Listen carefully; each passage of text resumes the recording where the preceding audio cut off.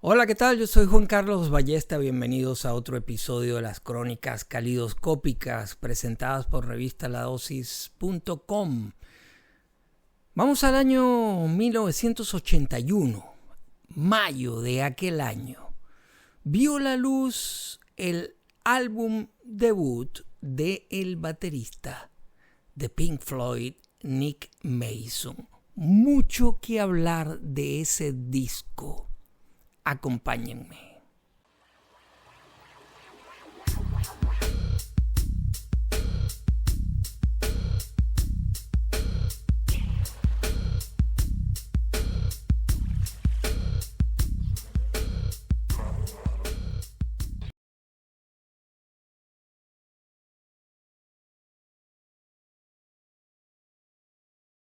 La discografía de los miembros de Pink Floyd a lo largo de la historia no es demasiado nutrida. Varios de ellos han espaciado sus discos a lo largo del tiempo y algunos otros, en el caso específico de Nick Mason, tienen una escueta discografía. Hay un disco dentro de esos trabajos fuera del ámbito de Pink Floyd que merece una especial dedicatoria. Ese es Fictitious Sports, el álbum debut de Nick Mason. Este disco ha traído consigo, y sobre todo en el momento que fue publicado, toda serie de discusiones. Es un trabajo que tiene amantes acérrimos, personas que lo consideran un disco esencial y sensacional. Yo me incluyo en ese grupo. Y hay otro grupo bastante nutrido de personas que consideran que este es un disco para el olvido. Sobre todo porque consideran que esto no es un disco realmente de Nick Mason. Y en ese sentido puede que no les falte razón. Pero hay muchos bemoles en esta historia. En 1979, es decir, 2 años antes, Nick Mason se tomó un tiempo libre mientras se mezclaba el disco que cerraría la década de los 70, que fue The Wall, que fue publicado en diciembre de 1979. Ese disco, ese proceso de concepción, grabación, mezcla de The Wall fue bastante conflictivo para la banda. De hecho, Roger Waters, quien se tomó ese proyecto para sí, se erigió como una especie de mandamás. Incluso a Richard Wright, que era uno de los cofundadores, lo echó de la banda, y junto al productor Bob Ezrin se convirtió, digamos, en una especie de dictador de Pink Floyd.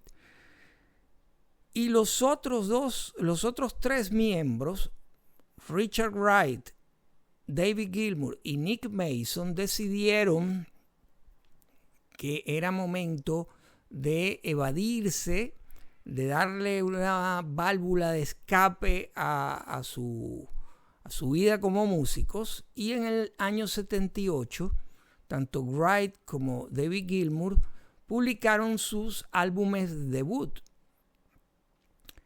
Seguían a su vez ese descanso, especie de descanso evasivo que siguió a el disco Animals. Pero Nick Mason tenía algunas ideas para hacer un disco en solitario. no distinguiéndose Nick Mason precisamente por ser un gran compositor. Ya él había asumido que una de sus fortalezas era la de productor. Y Nick Mason ya para ese momento había producido algunos discos muy interesantes en diferentes ámbitos, porque había producido a Robert Wyatt, una relación especial que hubo entre ellos, porque ya en el pasado, en la era psicodélica, cuando Robert Wyatt era parte de Soft Machine y Pink Floyd vivía su etapa, digamos, prefama, la era psicodélica, ya se habían conocido.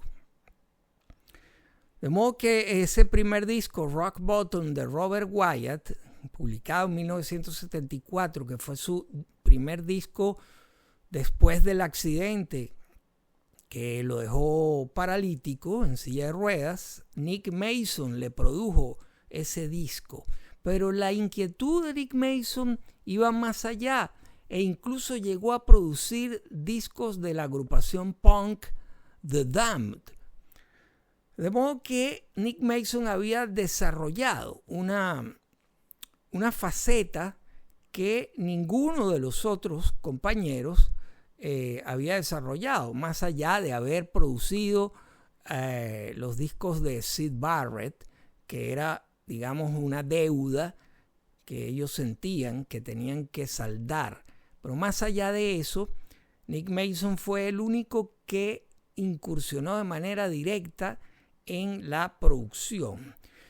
Y entonces, en 1979, en plena efervescencia del punk y la primera etapa del post-punk, y habiendo vivido o sufrido ese periodo con Pink Floyd, concibiendo The Wall, finalmente Nick Mason decidió hacer un disco y tenía para ello bocetos de canciones. Sin embargo, recibió un cassette, o mejor dicho, unos demos. Seguramente estaban en cassette, de la pianista y compositora estadounidense Carla Bley. Carla Bley era una jazzista ya para ese momento importante. Había tomado su apellido de su primer esposo, también jazzista, Paul Bley, y lo había conservado a pesar de que ya en ese momento tenía una larga relación con Michael Mantler, y era de hecho fue su pareja durante muchísimo tiempo, desde el año 65 al año 91. Y a Nick Mason le pareció que esas piezas de Carla Bley se adecuaban perfectamente a lo que él quería hacer para su primer disco en solitario. Y razonablemente Carla Bley había enviado ese material a Nick Mason, sabiendo que Nick Mason también estaba en ese proceso de producir su disco, con composiciones que no se adecuaban exactamente a lo que ella hacía en su carrera.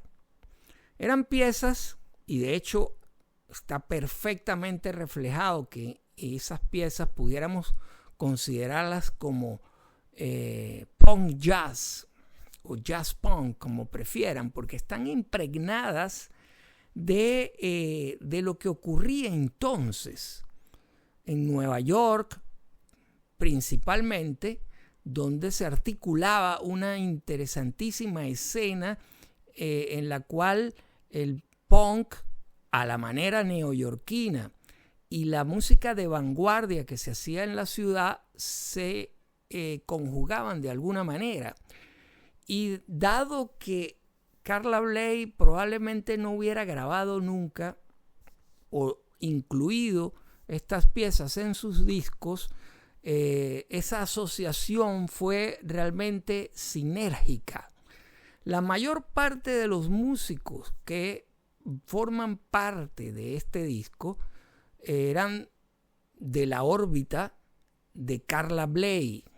Por supuesto, ahí estaba Michael Mantler, estaba Gary Window, pero hubo un personaje traído a escena, traído a las grabaciones por Nick Mason, que fue Robert Wyatt, que canta todas las canciones menos una.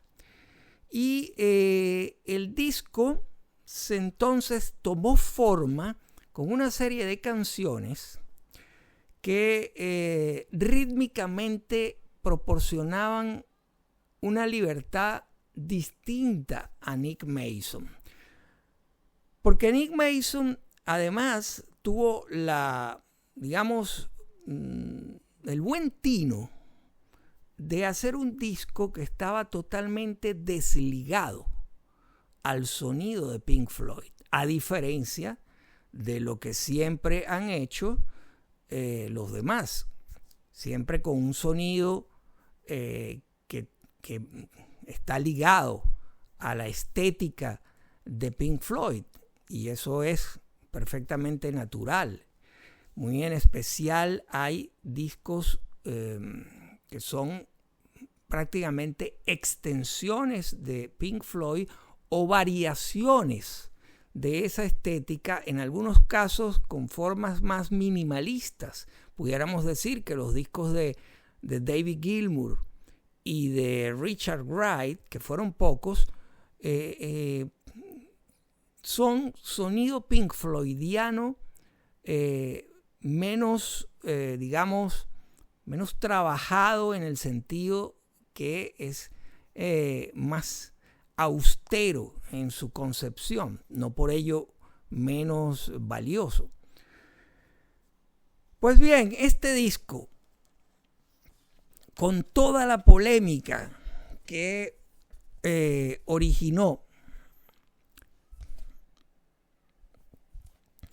para mí, a mi juicio, probablemente porque en el año 81, cuando este disco salió, debo reconocer que yo estaba totalmente sumergido en las sonoridades del momento, el post-punk sobre todo, new wave, synth pop, y todo lo que se desenvolvía alrededor de esas corrientes y subcorrientes.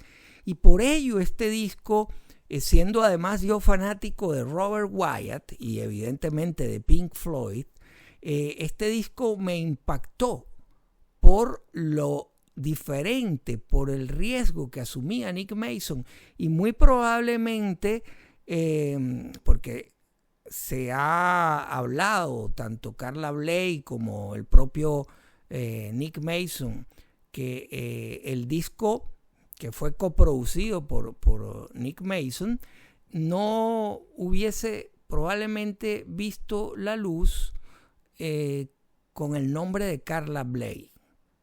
Y la ventaja de que saliera con el nombre de Nick Mason era que el peso de Pink Floyd, el nombre de la marca de Pink Floyd, iba a seguramente a incidir en que este disco tuviera éxito. No fue así. Este trabajo no tuvo el impacto comercial que todos hubieran deseado, especialmente Nick Mason. Es un disco que apenas tuvo trascendencia en su momento, pero generó un interesantísimo culto a su alrededor, especialmente porque muchos de los seguidores de los músicos que aparecen aquí, que son músicos de primera línea, sí valoraron este trabajo. Y estoy hablando de músicos como los mencionados Michael Mantler, Gary Window, pero además está Steve Swallow, quien años después del divorcio de Carla Bley, Michael Mantler se convirtió en la pareja de Carla Bley hasta el día de su muerte. Y también está aquí el gran guitarrista Chris Spedding, que digamos le dio un toque más punk rock al disco, y además evidentemente la voz de Robert Wyatt. También está Karen Kraft, quien canta la primera canción. Y el disco está compuesto por 4 canciones, 4 en cada lado. Y todas las canciones de este disco son absolutamente disfrutables. Yo no me canso de escuchar este disco. Can't Get My Motor to Start, que es la pieza que sienta el precedente de la estética de este disco a medio camino entre el punk, el art punk, pudiéramos llamarlo mejor, y envuelto en instrumentación jazzística. I Was Grown, Siam, Hot River, But To You Too, Do Ya, Wervin y la magistral pieza que cierra el disco, I Am a Mineralist. Esta es una pieza que hemos disfrutado muchísimo, muchos de mis mejores amigos, entre ellos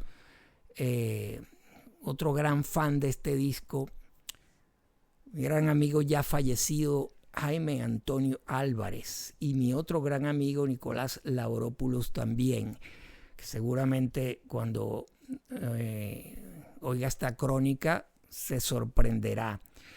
Y pues bien, este disco permanece en un lugar especial, para bien y para mal, en la discografía solista de los miembros de Pink Floyd. Y podrá sonar a herejía, podrá sonar o sonarle a algunos a herejía, a exageración, pero para mí este es el disco solista de cualquier miembro de Pink Floyd que más interés me despierta y que más emociones me despierta, en el sentido de que no tiene nada que ver con Pink Floyd, siendo yo un gran fanático de Pink Floyd y también un gran seguidor de la carrera solista, sobre todo de David Gilmour. Bien, Fictitious Sports, mayo de 1981. Si nos situamos en aquel momento, concluiremos que este disco no está muy alejado de lo que se hacía en aquellos primeros años 80. Bien, muchas gracias por apoyar este canal. Ya saben que hay diversas maneras de apoyarnos. Si llegaron hasta aquí, ese es un gran apoyo, porque el algoritmo de YouTube premia a los vídeos y a los canales cuyo público llega hasta el final. También pueden invitarme a un café o un super gracias. Es la manera de hacer que mi trabajo continúe hasta el infinito. Yo soy Juan Carlos Ballesta. La reseña de este disco la consiguen en revistaladosis.com con todos los audios. Hasta un próximo episodio. Chao.